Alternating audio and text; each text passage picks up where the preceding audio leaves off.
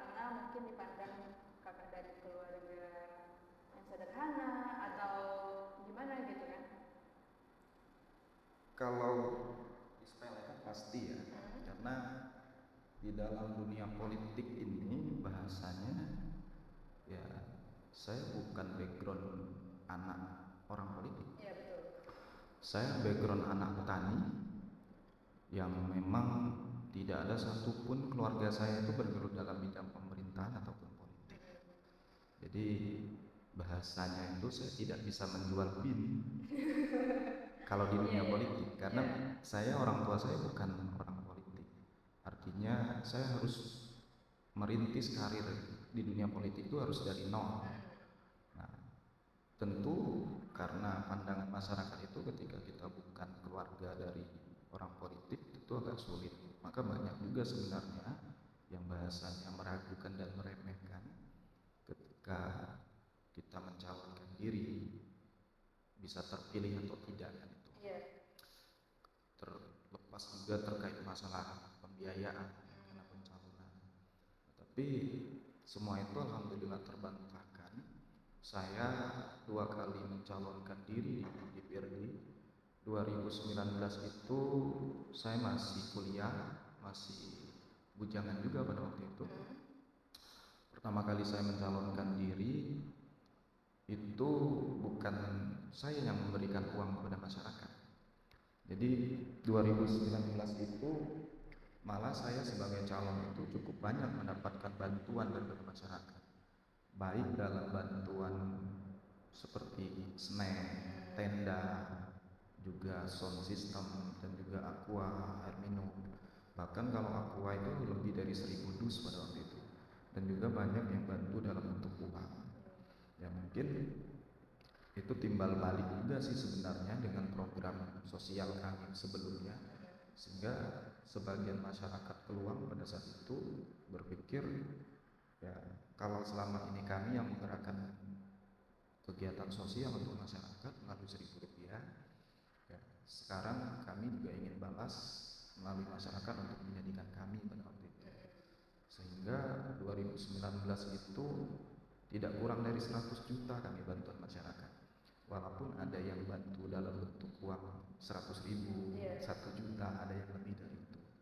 Bahkan yang membuat kami terharu di 2019 itu tidak sedikit juga masyarakat yang telah kami bantu dalam kegiatan sosial itu yang karena tidak bisa membantu secara ekonomi, mereka membawa hasil kebun mereka seperti pisang, ubi, sehingga kami itu di Pusko, hidupnya kegiatan di Pusko kami itu bahkan untuk makan itu dari masyarakat.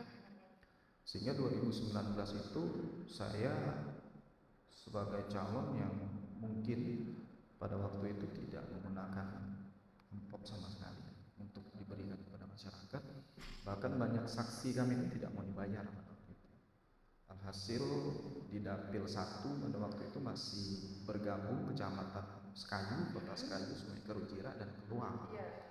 Dari Dapil 1 pada waktu itu hanya ada 12 kursi, tapi dari 12 kursi itu kami mendapat peringkat 13. Jadi kami tidak sempat dilantik pada waktu itu. Terakhir dengan kursi yang terakhir itu selisih 29 pada waktu itu. Sehingga singkat cerita kami belum berhasil di 2019.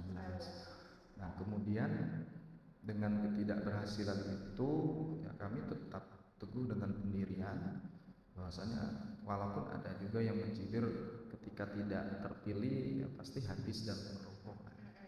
Tapi alhamdulillah bagi kami ada hikmahnya juga. Setelah kami kalah dari 2019, mungkin itu awal dari kebangkitan kami, kebangkitan dalam hal ekonomi.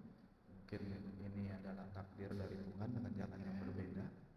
Jadi 1 minggu setelah ditetapkan kalah oleh KPU dengan mendapatkan kursi ke-13 dari 12 kursi yang tersedia, kami mencoba usaha. Jadi 1 minggu setelah itu kami coba main eksa gitu, mengambil ekskavator. Walaupun ya sebagian masyarakat juga nggak percaya kalau kami yang ambil eksa. Balik-balik lagi jadi pengusaha dulu nih. karena pikir masyarakat kan ya dengan latar belakang kami dan juga baru kalah dalam calonan legislatif, tapi kami sempat bangkit pada waktu itu hanya 1 minggu setelah itu kami ngambil eksa. Alhamdulillah eksa kami cukup berkembang pada waktu itu karena satu-satunya di Kecamatan Kluang itu belum pernah ada ekskavator, sehingga kami sebagai perintis pertama. Nah dari situlah alhamdulillah ekonomi kami bangkit. Alhamdulillah bertambah dari satu bertambah eksa, dan juga kami mencoba membuka kayak kompleks atau perumahan tapi kaplingan tanah yang sekarang kami buat kompleks Andrea di Permai. Dan alhamdulillah itu sudah pengusaha sekaligus pejabat sekaligus lah. Jadi di Kluang memang kami buat kompleks Andrea di Permai. Ya, sekarang alhamdulillah sudah berjalan. Dan selama 3-4 tahun ini sudah 200 lebih yang memang mengambil tanah di situ, dan sekarang sudah 60 kakak lebih yang berdomisili. Jadi ada hikmah bagi kami ketika mungkin 2019 kami belum difokuskan untuk di DPRD, tapi difokuskan dulu dan ditakdirkan untuk menguatkan ekonomi. Nah, alhamdulillah ekonomi agak lumayan pada waktu itu. Jadi dimulai dari eksa kami juga membuat kayak kompleks jadi, dan dari bekal itulah kami ya kembali bermasyarakat, ya aktif juga di berbagai organisasi. Kami ketika kalah itu kami tidak pernah menghilang dari Kluang, malah kami lebih aktif bermasyarakat di Kluang pada waktu itu dengan berbagai organisasi. Pada waktu ya sempat juga selain dari itu di organisasi Karang Taruna, ya, kami juga sempat di koordinator 1 Karang Taruna Kabupaten pada waktu Kabupaten Lebak. Juga kami ikut juga kegiatan aktif di kegiatan keagamaan, ya ada NU. Sampai saat ini saya di NU sebagai wakil ketua PCNU Kabupaten Musi Banyuasin. Saya juga ketua ISNU Ikatan Sarjana NU Kabupaten Musi Banyuasin. Saya pernah juga sekretaris lembaga dakwah NU, ya walaupun kami bukan latar belakang anak pondok, tapi kami tetap aktif di kegiatan organisasi keagamaan. Nah, dengan bekal itulah yang menjadi penyemangat kami 2024 ini untuk kami maju kembali. Ya, bismillah pada waktu itu. Tadi latar belakang kami keterpanggilan, karena kalau kami tidak masuk ke dalam sistem, kami tidak akan mampu membenahi sistem yang dampaknya itu adalah untuk merubah ke arah kebaikan pada daerah. Karena kami ingin ada satu perubahan walaupun kecil di tanah kelahiran kami, tapi walaupun kecil itu akan dampaknya dirasakan oleh masyarakat, tapi harus melalui kami. Nah, bagi kami itu yang menjadi dasar kami.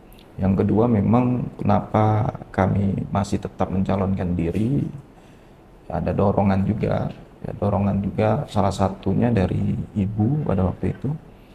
Jadi terakhir kami sebelum ibu meninggal di rumah sakit, dia sempat berbicara kepada kami. Cukup ya kita keluarga yang memang tidak ada latar belakang di pemerintahan, tapi almarhumah memesankan kepada kami ke depan harus menjadi orang yang bermanfaat dan harus menjadi bahasanya masuk dalam pemerintahan untuk merubah ya, paling tidak ada hal yang kita bangun di tanah kelahiran. Nah, atas dasar itulah saya kembali mencalonkan diri, karena motivasi dari almarhumah itu yang menjadi dasar kami sebagai motivasi juga untuk kembali. Walaupun pada saat itu saya masih kuliah. Nah, kuliah ini pun sebenarnya saya kuliah itu mungkin agak berbeda juga dengan kawan-kawan yang lain. Kenapa begitu? Jadi saya kuliah itu selain di organisasi, kalau tidak salah ada 14 organisasi pada waktu itu. Waktu kuliah, dan saya sekitar 8 ketua pada waktu itu. Tapi saya masih tetap ingin belajar berusaha. Selama saya kuliah itu hanya ngojek yang tidak. Saya pernah buka, selama saya kuliah saya pernah buka warung kopi. Walaupun itu pegawainya saya ajak teman-teman yang kuliah. Setelah warung kopi, saya buka tempat sarapan di sepanjang di Ruko arah di Jalan Sudirman pada waktu itu. Selain itu saya juga pernah buka tempat makan dan sampai ke pecel lili pada waktu itu. Saya pecel lili ingat saya pada waktu itu sampai 3 tempat pada waktu itu. 3 tempat, ada juga steam pada waktu itu. Nah, steam motor kami itu kalau siang yang pekerjaannya memang anak-anak muda Palembang yang orang mencari pekerjaan. Nah, kalau malam itu adik-adik mahasiswa. Jadi kami steam motor itu buka sampai jam 12 malam. Jadi saya kuliah itu selain saya kuliah berorganisasi, ya saya tetap menggeluti usaha, dunia usaha. Bahkan sampai pada zamannya Batu, ya saya juga menjadi pengusaha belajar usaha di Batu. Sampai saya punya berapa karyawan pada waktu itu, sekitar orang 20 karyawan pada waktu itu, pada saat masa kuliah. Nah, dan atas dasar ada usaha itulah ya menjadi dasar kami untuk berusaha dan berusaha yang lebih besar. Karena bagi kami tidak mungkin juga kita itu usaha langsung jadi besar. Orang yang berhasil usahanya yang dilihat itu kan ketika sudah berhasil dalam skala besar. Tapi orang tidak pernah melihat proses. Prosesnya kami itu ya sekarang saja mungkin pandangan masyarakat ya usaha di skala besar. Tapi dulunya saya pernah buka yang kecil dari counter, warung makan, pecel lele. Saya juga pernah buka warung sarapan, buka steam, dan itu semua dilakukan ketika saya kuliah. Nah, jadi ya semasa saya kuliah ya sambil belajar berusaha pada waktu itu. Nah, sehingga hasilnya pada waktu itu saya ambil tanah kaplingan di Palembang. Nah, atas dasar tanah kaplingan itulah saya mencoba hitung-hitung. Jadi saya buka sendiri kaplingan di Keluang. Jadi saya buka, pertama sekali ada tanah kaplingan di Keluang itu saya. Tapi saya belajar ngambil ilmunya karena saya ngambil tanah kaplingan di Palembang. Hasil dari saya buka pecel lili, hasil dari saya buka steam, buka rumah makan pada waktu itu. Nah, jadi saya adopsi, saya buka usaha itu di Keluang. Artinya ya kata orang belajar dari pengalaman itu memang benar-benar ada ya. Memang betul. Ya memang harus belajar dari pengalaman. Iya. Seperti itu. Nah, setelah sekarang kakak udah duduk nih di kursi legislatif di DPRD Kabupaten, apa sih yang ingin kakak sampaikan ke masyarakat, keluarga, ataupun mentor yang sudah mengantarkan kakak duduk di sini itu? Apa yang ingin kakak sampaikan? Ya tentu tidak lain ucapan terima kasih, dan saya juga bersyukur dengan segala keterbatasan. Saya pikir kenapa saya katakan segala keterbatasan, karena saya bukan background yang bisa menjual nama orang tua dalam dunia politik. Karena orang tua saya ini adalah petani. Sebagai perintis tentu saya tidak mampu berjuang sendiri untuk mencapai sampai dengan titik terpilihnya sebagai anggota DPRD. Artinya banyak sekali baik dari keluarga, teman, saudara, dan juga masyarakat yang mensupport. Bahkan tidak hanya mensupport dukungan suara, juga materi kepada kami. Ya, kami ucapkan terima kasih. Terkhusus juga kami sampaikan kepada seluruh masyarakat di dalam wilayah kelurahan. 2024 ini saya terpilih, pada saat ini duduk, saya mendapatkan 67% suara dari Kelurahan Keluang dengan total 1.600 itu dengan tidak mengeluarkan Rp1.000 pun. Dan saksi saya di Kelurahan Keluang sampai di pemilu 2024 ini tidak mau dibayar. Itu ada 3 tempat yang saya tidak menggunakan amplop pada waktu itu. Kelurahan Keluang, ada di Desa Mekarsari dan di Desa Sumber Agung. Yang saya pikir dengan 3 tempat ini saja sebenarnya saya sudah bisa mendapatkan 1 tiket kursi di DPRD. Nah, baru kemudian saya bergerak ke wilayah luar Sungai Lilin, karena dapil kami Sungai Lilin, dan juga desa-desa lainnya. Artinya ya kami dengan segala kerendahan hati mengucapkan ribuan terima kasih, karena kami yakin dan sadar kami duduk di DPRD ini ya sekaligus membantah tidak harus DPRD itu menggunakan uang bisa jadi. Kenapa demikian? Ya boleh saja dicek, terkhusus 3 tempat tadi, Kelurahan Keluang, Sumber Agung, dan Mekarsari, tidak ada satu amplop pun dari kami ketika mau mencalonkan diri. Itu di 2 kali. Jadi 2019 saya juga tidak pakai amplop, 2024 di Kelurahan Keluang itu juga tidak pakai amplop. Padahal calon di Kelurahan Keluang itu ada 4 pada waktu itu. Dan alhamdulillah masyarakat masih dapat memberikan amanahnya kepada kami. Artinya ini sebenarnya beban moral bagi kami pada saat ini duduk di DPRD ini, karena kami duduk ini amanah masyarakat yang memang menggantungkan harapannya untuk pembangunan Keluang ke depan. Maka ya kami juga melalui momen ini menyampaikan kepada masyarakat Keluang, ya mohon bersabar, dan kami juga tahu karena kami ini lahir besar di Keluang, kami sangat tahu kondisi dan apa yang dibutuhkan oleh masyarakat Keluang, baik persoalan infrastruktur jalan, air, PDAM yang saat ini memang jadi problem, listrik, dan juga fasilitas-fasilitas lainnya, kesehatan dan pendidikan.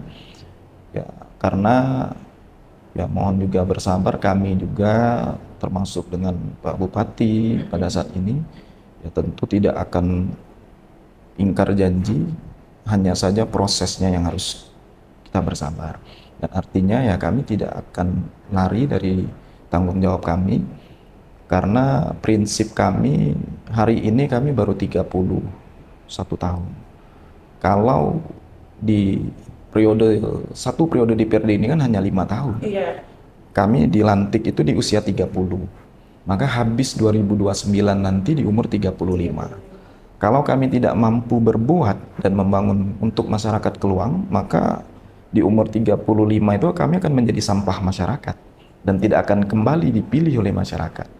Nah, itu adalah prinsip yang kami pegang, dan tidak akan mungkin kami ingin menjadi sampah masyarakat di usia muda. Nah, sehingga harapan kami ke depan ya kami harus mengejar pembangunan itu. Ya mudah-mudahan, karena kami juga saat ini satu partai juga dengan Pak Bupati, dan alhamdulillah kemarin baru 1 bulan yang lalu di kepartaian kami, karena dari Partai Nasdem, Pak Bupati juga Pak Toha terpilih sebagai ketua DPD Partai Nasdem Kabupaten, dan saya sebagai bendahara. Artinya ya saya berharap dengan kedekatan emosional dalam struktur kepengurusan partai ini, ya satunya harapan kami hanya untuk mempercepat pembangunan di wilayah dapil kami, sehingga kami bisa langsung menyampaikan kepada Pak Bupati ya terkait dengan persoalan pembangunan yang ada di Kecamatan Keluang, juga Kecamatan Sungai Lilin, yang ini akan menjadi modal bagi kami, sehingga ya harapan kami mempercepat pembangunan.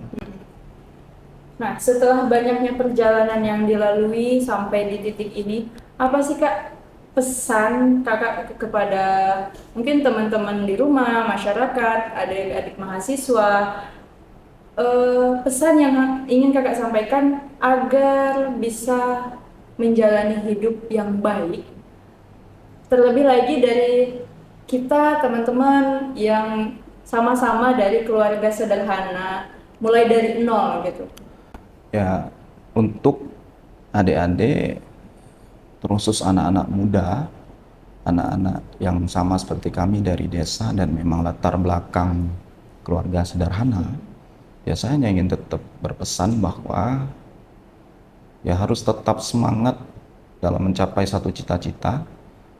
Tidak ada hal yang instan dalam dunia ini, semua harus butuh proses, tapi kata kuncinya adalah kita hidup di dunia ini hanya 1 kali.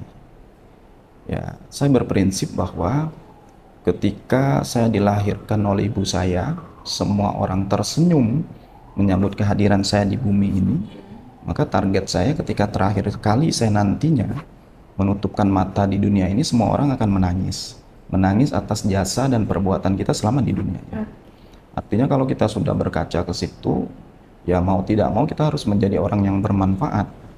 Nah, khusus untuk anak muda, sekarang di era pada saat ini, anak muda harus menjadi subjek, bukan objek. Artinya anak muda harus menjadi pelaku daripada pembangunan. Kenapa demikian? Karena anak muda lah yang memang dengan spirit kepemudaannya itu yang masih sangat semangat dan luar biasa. Jangan pernah berhenti bermimpi, yakinlah apapun harapan, apapun cita-cita, jangan pernah terhalang dengan kondisi ekonomi kita. Ketika kita ingin berusaha, insya Allah Tuhan akan memberikan jalan. Kenapa demikian?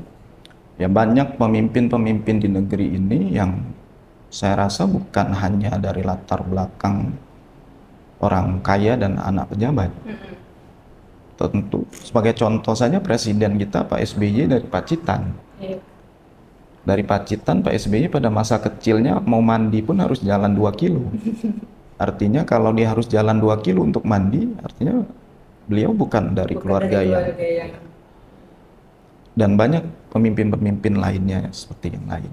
Nah, artinya bahwa jangan pernah berpikir kita anak desa, orang biasa dan anak petani, kita tidak mau bermimpi, karena yakinlah semuanya itu akan bisa tercapai ketika kita akan sungguh-sungguh dalam menggapai suatu cita-cita, karena pasti banyak jalan ketika kita ada keinginan. Yang penting luruskan niat. Mudah-mudahan kita akan menjadi anak-anak muda ke depan yang bermanfaat bagi daerah, karena hari ini memang cukup luar biasa tantangan bagi anak muda. Apalagi sekarang, kalau dulu orang-orang tua itu hanya takut dengan anak perempuannya, tapi sekarang anak-anak laki-laki juga harus lebih ditakuti. Karena apa? Dengan pergaulan bebas narkoba saat ini juga, apalagi judi online, slot dan lain sebagainya. Dan ini dengan perkembangan teknologi juga, anak muda hari ini lebih nyaman di dalam kamarnya dengan menggunakan gadgetnya tanpa memperhatikan sosialnya. Sehingga ada perubahan tren sebenarnya pada saat ini bagi anak muda, dan ini berpengaruh juga kepada seluruh organisasi kepemudaan yang mengalami krisis kader pada hari ini. Kenapa? Karena kita sudah dininabobokkan dengan perkembangan teknologi, kita sudah dinyamankan dengan bermain TikTok, bermain gadget di dalam ruangan, dan adik-adik mahasiswa juga. Nah, harapan kami ya ini harus menjadi tantangan kita bersama, dan saran kami kepada anak-anak muda ya tetap, apalagi adik-adik mahasiswa, kalau bahasa kami itu kuliah, tapi organisasi harus menjadi prioritas. Kenapa organisasi harus menjadi prioritas? Karena semuanya itu hari ini yang dibutuhkan oleh baik dunia kerja ataupun pemerintah, tidak hanya hard skill, kemampuan sesuai dengan bidangnya, tapi juga soft skill. Artinya kemampuan berbicara, bekerja dengan tim itu sangat dibutuhkan bagi anak muda saat ini. Dan itu tidak didapatkan di bangku kuliah, dan itu didapatkan di bangku organisasi. Jadi saran saya untuk adik-adik mahasiswa, karena saya juga latar belakang dari aktivis mahasiswa, kuliah organisasi harus menjadi prioritas, namun tamat kuliah harus menjadi totalitas. Artinya jangan juga kita mengedepankan kuliah tapi tidak menyelesaikan tanggung jawab kita, karena kita punya tanggung jawab kepada orang tua untuk menyelesaikan perkuliahan. Saya pada waktu itu, walaupun saya banyak berorganisasi dan belajar berusaha sambil kuliah, alhamdulillah saya 3,5 tahun selesai pada waktu itu di S1, dan 1,5 tahun di S2 selesai. Nah, ini karena kenapa saya berpikir ini adalah tanggung jawab moral kita sebagai mahasiswa kepada orang tua, tapi dengan tetap tidak harus mengebelakangkan organisasi, karena di organisasi inilah kita akan bisa belajar untuk bagaimana menjadi mahasiswa yang memang seutuhnya, mahasiswa itu yang memang bisa bermanfaat bagi masyarakat.